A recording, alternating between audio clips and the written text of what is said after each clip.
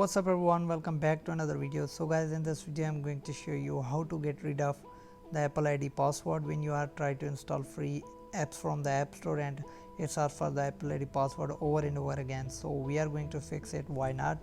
So just let's fix this issue. So as you can see, it's asking for the Apple ID password, so let's just fix it. Now just cancel it.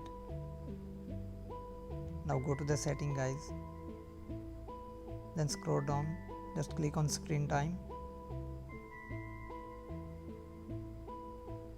then click on turn on screen time, just click on continue. This is my iPhone.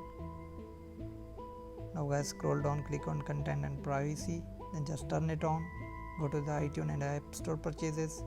So now as you can see, here is a required password, just click on don't require.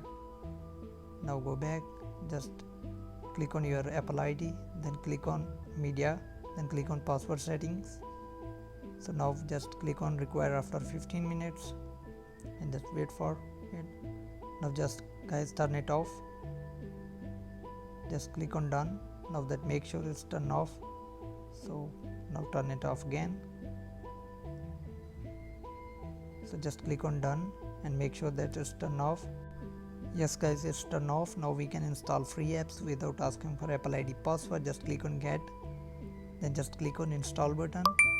So here you go guys, as you can see it's not asking for password.